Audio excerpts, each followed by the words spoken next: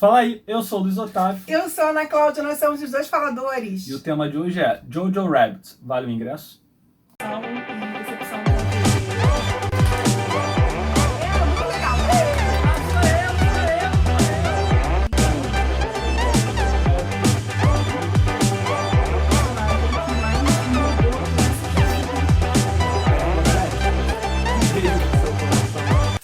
Bom, pessoal, não deixa de clicar aqui, se inscrever no nosso canal e depois colocar no sininho colorido, que tá tudo pretinho. É porque tem 3 sininhos. É o colorido. É o colorinho, tudo pintadinho. E de dar o like ou dislike nesse vídeo e deixar o seu comentário no final. E claro, compartilhar o nosso vídeo nas suas redes sociais. A gente vai falar agora de um filme de verdade. Filme.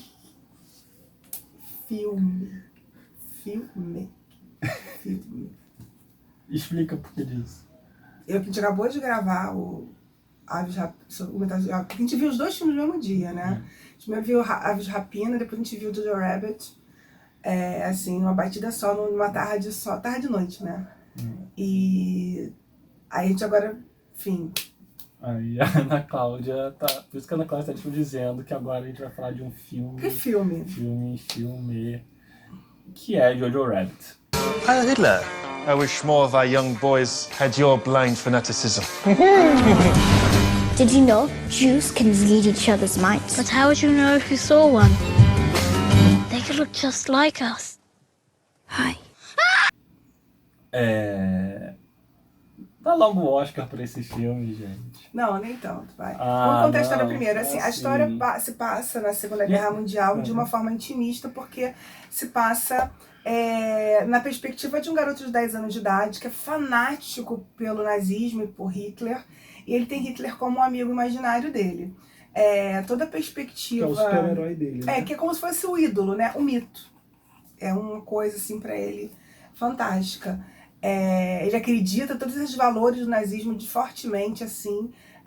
Ele faz parte, ele quer fazer parte da juventude do Terceiro Reich, naquele período. E mostra uma pequena cidade alemã durante esse período do finalzinho da Segunda Guerra Mundial. Esse menino, o pai dele saiu pra guerra, a mãe tá com ele, né? E eles vivem numa casa. E a realidade dele contada de uma forma assim, não tão presente da guerra, né? A gente não vê tanto a guerra assim, mas por um determinado ponto, mas você não é um filme exatamente de guerra, vimos sobre como as pessoas convivem com o estar em guerra, as ideias e filosofia da guerra. Mas essa ausência da guerra até o final do filme, ela é proposital. Uhum. Né? Então vai ter spoiler nesse vídeo, né? A ausência da guerra no filme é proposital porque você passa os 2/3 iniciais do filme com o filme todo é a perspectiva do Jojo Rabbit, mas a mudança dele para enxergar a realidade que ele está vivendo acontece mesmo no início do 3/3, né, da última parte do filme, que é até por isso que é quando ele realmente tem contato com a guerra em si. Então, os 2/3 iniciais do filme, você sabe que a guerra está acontecendo, você sabe que você está falando do nazismo, até porque o filme não esconde isso de jeito nenhum, mas você não chega a ter a feiura da guerra em si. Ou a vivência da guerra naquele momento, porque tudo ainda no imaginário dele, no idealizado dele. Isso também tem um porém. Isso também só acontece quando é escancarado para ele através da batalha chegando na cidade dele, que coincidentemente só acontece depois que a mãe dele morre. Que é quando ele é verdadeiramente, de uma maneira profunda, atingido pelo nazismo, que é quando ele deixa de acreditar na maneira que ele acreditava no nazismo, e aí depois vem logo a batalha, vem a guerra, vem os aliados invadindo a cidade dele e destruindo tudo, e aí ele observa o horror da guerra propriamente dito. Mas a gente esqueceu de falar uma coisa sobre a história do filme, que você tem um Jojo Rabbit, que quer ser um garoto que tem Hitler como ídolo, então Hitler é um amigo imaginário dele, ele se inscreve para um acampamento para ser um soldado nazista, não consegue, tadinho, e um dia, quando ele está chegando mais cedo para casa, ele descobre que tem uma judia, uma pré-adolescente, né? Ela tem 17 anos. 17 anos. Então, uma adolescente judia vivendo escondida na casa dele. que a mãe dele tinha escondido lá. O que eu acho muito interessante, assim, a abertura do filme já deixa bem claro que ele vai trabalhar essas ideias de mitos e essas ilusões que os mitos trazem, né? Tanto que a primeira parte, a abertura do filme é toda feita com cenas reais, de idolatria ao Hitler e todo o Terceiro Reich, em que você vai ver milhares e milhares de alemães gritando Heil Hitler, assim, chorando com a presença chorando, e aí eles botam no fundo a música dos Beatles. I Wanna Hold Your Hand. E parece realmente que é um pessoal que está num show. E ele bota a versão alemã, né? Porque I Wanna Hold Your Hand. I Wanna Hold Your Hand. Não, mas é esse o nome da música mesmo? Ai, não sei. Enfim, essa música tem mais uma, eu acho, não lembro se é Help, que tem a gravação em alemão. E aí ele aproveita essa gravação em alemão dos Beatles para colocar esse momento da idolatria, da figura de um político, né? E aí, em vários momentos do filme, ele vai questionar essa questão e vai dizer: eu preciso da sua idolatria, eu preciso da sua idolatria cega, eu preciso que você acredite nisso cegamente. Eles trabalham com isso o tempo inteiro, e como ele precisa que a população, que as pessoas tenham essa percepção cega de que eles precisam se doar para o país, que eles precisam acreditar nas loucuras que eles falam, no caso, sobre os judeus, né? Os estereótipos que eles contam, os preconceitos contra os judeus são os mais loucos e bizarros que você pode imaginar. E para uma criança de 10 anos, ele acredita e embarca nisso plenamente. Ele acredita que o judeu tem chifre, que o judeu tem escama, que ele tem rabo. Existe uma grande mãe judia que bota ovo. Ele tem toda uma ideia assim, de que eles estão realmente mancomunados com o diabo e com tudo que há de errado no mundo. E ele tem essa percepção, assim, muito inocente. Até que você está pensando numa criança da década de 40, né? Não uma criança hoje que tem acesso a tudo que você pode imaginar. Mas mesmo as pessoas que hoje em dia têm acesso a tanta informação, às vezes acabam enveredando por certas idolatrias. Mas o filme vai trabalhar com essa ideia de idolatria. E de uma forma muito leve. O filme tem um roteiro muito sensível, uma direção extremamente sensível. O diretor e roteirista do filme é o ator que faz Hitler. É o Taika Waititi. Tá ótimo, ele consegue fazer um Hitler assim,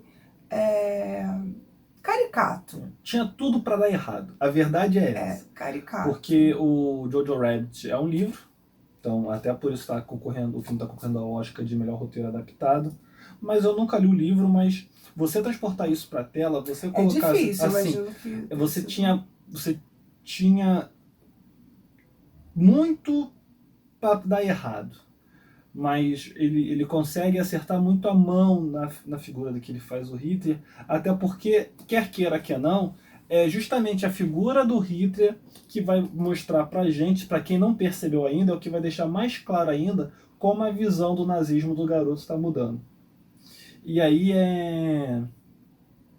quando você tem, por exemplo, no início do filme, que o garoto quer ser nazista, né? O garoto acredita que o nazismo é o melhor, que acredita que o Hitler está certo, que isso, aquilo, aquilo outro. O Hitler trata ele como se ele fosse um amigucho, um fofo. O Hitler diz que come, né, faz rasco de unicórnio para dizer que ele come uma coisa E ele tá que bonitão, ele tá cuidado. bonito, tá corado, tá com uma aparência bacana.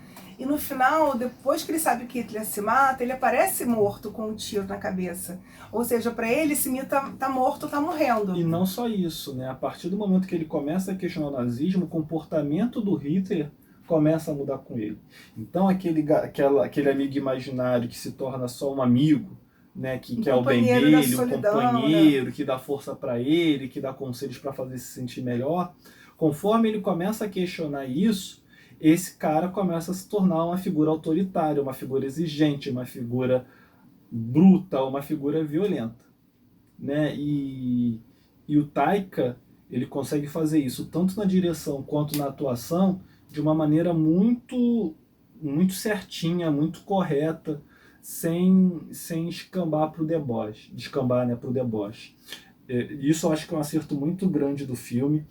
O garoto que faz o Jojo, assim, é bizarro, porque às vezes essas crianças que você acha que vão virar, né, um super ator, depois acabam não dando em nada, mas assim, para uma criança de 10 anos, ele atua muito bem, você consegue perceber tudo que o garoto está sentindo, e não é fácil, porque o garoto sente medo, o garoto sente orgulho, o garoto tem vaidade, o garoto, às vezes, se sente desprotegido, e você consegue perceber tudo isso só com a postura do garoto. Assim. E ele consegue estabelecer relações também muito interessantes. Ele consegue estabelecer relações críveis, tanto com a mãe, quanto com Hitler e quanto com a judia. Então você acredita que ele está realmente se relacionando com essas pessoas dessas dimensões, que são completamente diferentes, né? O Hitler é o amigo imaginário dele, e é muito natural quando ele está com o Hitler imaginário, que é o amigo dele, e ali é quase realista, se pudéssemos dizer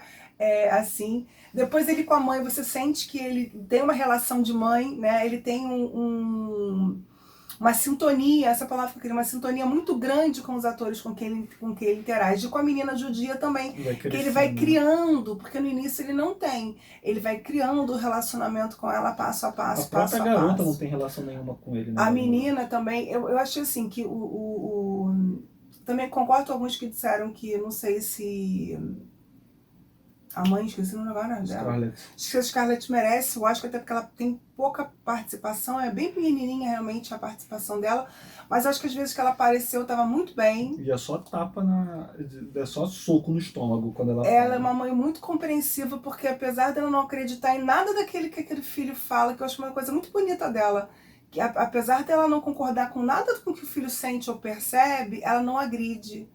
Ela não se choca, ela não se bota em oposição. Não, ela assim, tenta mostrar para o filho outros lados, mas ela não chega a brigar com ele ou discutir. Acho que ela tenta mostrar outras possibilidades. Ela se opõe. Não, né? mas Só que ela não vai para pra violência, assim, quando o Jojo, tanto é que muitas vezes o Jojo é duro com ela sem perceber, porque ele é uma criança de 10 anos, então ele não tem dimensão tanto do que ele tá falando às vezes, mas às vezes quando a mãe dele apresenta uma ideia diferente, ele fala assim, o que você tá falando, mulher?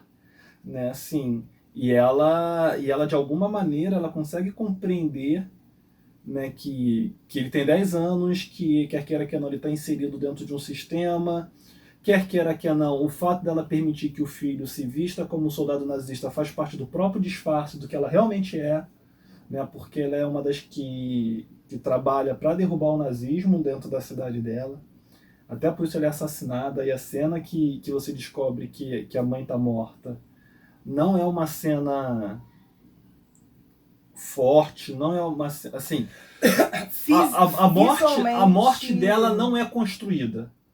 Assim, você vê ela já morta. Quando você descobre que ela está morta, é porque ela já está pendurada.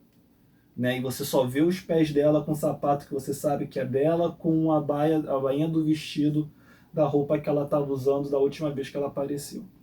Né? E a Ana até soltou na cena, assim. Né? Mas ela tá muito bem. Todo mundo no filme tá muito bem. O Sam Rockwell, que é o cara que faz um general nazista super afeminado, e que você percebe desde o primeiro momento que ele já não suporta mais essa história de guerra, que ele cumpre o papel dele ali só porque ele tem que cumprir, que ele não acredita em mais nada daquilo que você está vivendo. Você no primeiro momento acha que ele é só um cara que está amargurado, que não acredita mais em nada daquilo e por isso ele está vivendo de qualquer jeito, mas no meio do filme você descobre que na verdade ele é muito mais do que ele aparenta ser. Ele tem mais camadas. Ele tem mais camadas e as cenas dele começam... Quando você começa a rever o filme, você começa a entender tudo isso, as cenas dele começam a ter uma ressignificação. Uhum. Né? Tem uma atriz, eu esqueço o primeiro nome dela, não sei que lá, Wilson, que é uma comediante também, que essa é uma nazista ferrenha, e é muito direto como o filme usa ela para mostrar como as famílias, como as pessoas precisam de inimigos ocultos, precisam de figuras de inimigos imaginários para justificar seus próprios problemas. Então, em dado momento, ela fala que ela tem um tio que teve uma relação incestuosa com a irmã dela e que fugiu depois, deixando a irmã dela grávida, e ela diz que tudo isso aconteceu porque... Ele se mata, ele se mata por culpa do nazismo. Porque por culpa de um judeu. O judeu tomou conta da mente dele. Né? Tem um amigo dele que é o York, York. Acho que é só York, né? Não, acho que tem um Yzinho no final. Acho que é o GY, alguma coisa assim. que ele sim consegue ir pro exército do Hitler e o Jojo não consegue por causa do É um acidente que ele gordinho de óculos sofre. muito fofo. Assim, e aí como ele, dentro do exército, ele começa a perceber que certas coisas que ele e o Jojo acreditavam antes de passarem pelo acampamento, e que o Jojo até continua acreditando por não estar participando ativamente das batalhas assim, ele já começa a entender que existe muito mais coisa, né? O amigo começa a entender que talvez aquilo tudo que eles acreditassem talvez não fosse tanto assim. E a melhor fala de todas desse menininho é quando ele fala que ele tá o amigo tá preocupado, né, com... O Jojo tá preocupado com os deuses, ele fala, ih, se preocupa com os judeus, mas não, tá vindo coisa pior ainda, os russos estão vindo aí, ó, eles comem criança, eles comem gente, eles transam com cachorro, esse povo é terrível, esse que é o nosso inimigo atual. E já mostrando a substituição que já vai começar na Guerra Fria, né, exatamente na demonização do comunismo. Então você tem sempre um inimigo invisível, sempre um inimigo oculto, que não tem uma cara exatamente, ele é um povo, é um grupo de pessoas que eu tenho que odiar e preciso lutar contra para manter a minha forma de ver, de viver, de vida. Você vê que a história se mantém, se perpetua agora na figura do comunismo e vai sendo substituída ao longo da história da humanidade por várias outras etnias e grupos e povos, né? Uma personagem que a gente falou muito pouco até agora é a própria Judy em si, né, que é uma atriz que também está muito bem, né, o jeito que ela vai se desenvolvendo, ela é muito mais bruta no início do filme, com o Jojo, e do meio pro final você percebe a relação de amizade entre eles. Ela se abre, porque ela tá na defensiva, né? E tem uma coisa assim que é meio sutil, não tão sutil assim, mas que é interessante de observar, que o filme todo o Jojo fica tentando conversar com ela sobre o judeu para escrever um livro para ela. E aí ela começa a inventar um monte de coisas só para agradar o Jojo. Porque ele quer que um dado momento lá no acampamento alguém fala assim, é difícil descobrir como é um judeu, afinal de contas, como eu vou reconhecer um judeu no meio das pessoas, né? Aí ele ouve isso e fala, pô, realmente, se alguém tivesse um livro sobre isso, seria mais fácil. Ele resolve escrever um livro para ajudar a identificar. Aí ele encontra nela o objeto de pesquisa. E ela meio que para passar o tempo, para se desentediar, enfim, o que fosse, ela começa a falar um monte de asneira para ele e vai acreditando naquilo tudo. Agora, a Scarlett, mas tem um dado momento que estão as duas conversando, ela e a Scarlett Johansson, e você vê que a Scarlett faz a mesma coisa com ela sobre a realidade. Que ela fica querendo saber como está o mundo fora da casa, e a Scarlett fica falando assim, como se o mundo estivesse uma coisa maravilhosa, né? Então, de certa maneira, o que ela faz com o Jojo, a Scarlett está fazendo com ela. Até porque a menina, ela tipo que é uma lembrança da filha, né? E tem uma hora que você vê que a filha parece que ela tocava violino, dançava balé, devia ter uma alma leve, artística e tal. E tudo se perdeu com a guerra, né? E essa menina judia era amiga da filha dela. E ela acaba de alguma forma ajudando, a gente dá a entender a gente. Não sei se é amiga não, acho que ela só fala mas acho que ela fala aquilo só pra pilhar o Jojo. Porque o filme fala... Acho que ela fala que ela conhecia a menina, que elas eram amigas. Pra pilhar o Jojo.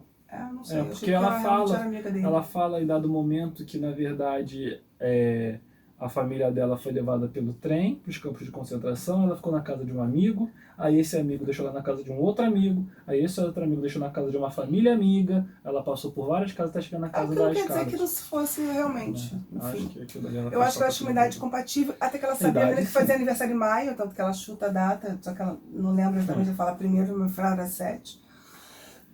Enfim, gente, pra mim, vale o ingresso, vale pipoca, vale refrigerante, vale chocolate, vale inclusive até mesmo, eu fiquei achando que com medo de assistir no Deluxe.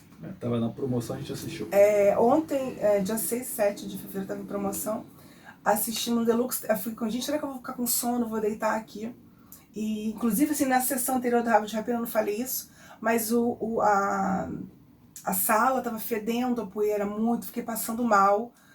Aí tive que tomar remédio e tal pra melhorar, melhorei, fiquei até com medo de ficar lerda, mas o filme, embora ele não é um filme de correria, de explosão, te segura, o tempo passa rápido, é uma delícia de assistir a relação lá do Jojo com os outros personagens. Filme sensível, bonito, profundo. atual. Acho que todo o questionamento que o filme traz não é só sobre o Hitler, é sobre nós e sobre O as filme é muito menos sobre idolatrias que o a gente Hitler faz. e muito mais sobre como as pessoas permitiram e permitem que certos pensamentos se perpetuem e se mantenham. Acho que é isso, assim, não vai ganhar o Oscar de melhor filme, está concorrendo, não vai ganhar o Oscar, mas eu ficaria muito feliz se ganhasse, né? 1917 era meu queridinho, até eu assistir Jojo Rabbit.